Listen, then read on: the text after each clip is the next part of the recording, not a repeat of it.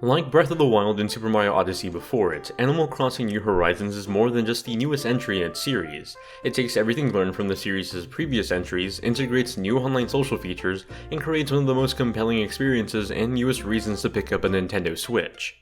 Animal Crossing's formula has always been a life simulator with plenty of customization and social features to go with it.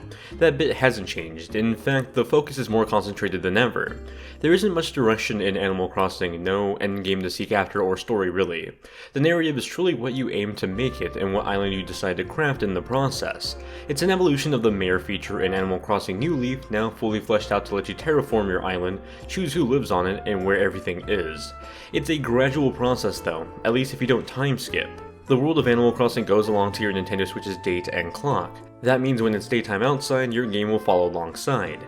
Playing through Animal Crossing is like checking in on your small world. It continues on whether you're there or not. That means if you don't play for a while, villagers will begin to ask where you've been, weeds will begin to sprout throughout the fields, and flowers will wither away if not watered. When you do check in on your island, the day-to-day tasks are left up to you. You can collect fruits across your island, catch fish, look for fossils underground, or collect shells across the beach. There's a long list of things you can do and they all have some sort of purpose. Collect your fruit and you can eat them for energy and perform larger tasks. Maybe you just want to plant them for more trees, or perhaps just sell them off to pay off your home loan. You can collect fish and insects to sell, create your own little zoo in the world, or donate them to the local museum. I actively participated in just about every little activity I could, but alongside them, the game itself would unlock more activities and initiatives as I put more effort into my island.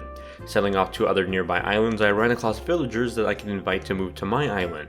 Just a few days later, I found them arriving with new recipes for me to craft. With more villagers came more necessity for expansion. Suddenly my small tent shop became a building and more commodities started to be built. The whole time I had full control of where everything went, and so even though these new features were being built without my approval, I sort of felt like I had some sense of control over them. Outside of the single player play, there are a few online and local multiplayer aspects added with New Horizons. There are ports at every island let you access your friends list as well as Nintendo Switches nearby via local play. Even later on in the game you're able to connect multiple users on a single Switch. Although the whole you have to share a single island if you're playing on one Switch dilemma still exists. While the initial excitement of playing with friends was fun, I saw it started to die down once I had collected more items. You see, once I had most of the fruits that I needed, most island visits boiled down to let's see your island layout and let's take a picture. After that, there wasn't much to do outside of just trading random furniture. Some members of the online community started inventing games like playing hide and seek inside of the museum, but without a proper minigame suite, it's short-lived. Single player might be the best in the series so far, but multiplayer still has some room for improvement. I've only been living in the world of Animal Crossing New Horizons for about a week, and there's still so much left to do. Every day is a new progression to making my island my own, and with holiday events coming in the future, there's no telling what other surprises lie in store for my island. It's been a gradual treat to play Animal Crossing both alone and with friends. The more effort I put into my island, the more I felt rewarded and accurately saw the fruits of my labor across my island. Sure, the introduction progress was a bit slow, but the wait felt worth it. Nintendo's cute high-pitched animals have never looked this good on either a handheld or a home console before. We may have gotten a glimpse at an HD Animal Crossing future with the Wii U Wada Wada Plaza, but Animal Crossing New Horizons blew my expectations out of the water. Villagers look cute as ever with both old and familiar faces coming to your island. Just about everything has a new sense of animation detail, the leaves moving to the wind, the characters reacting to the environment, and all the props you're able to place in the world. The little touches of interaction and animation make everything feel so much more lived in. Being on more powerful hardware, this new entry in the series fully renders everything in 3D. Gone are the 2D sprites in the 3D world for a more immersive world that combines the Animal Crossing signature cute cartoon look with arguably one of the more realistic models for collectibles I've ever seen. Your villagers and neighbors might look wholesome, but the fish and fossils here look like 3D models from a photograph.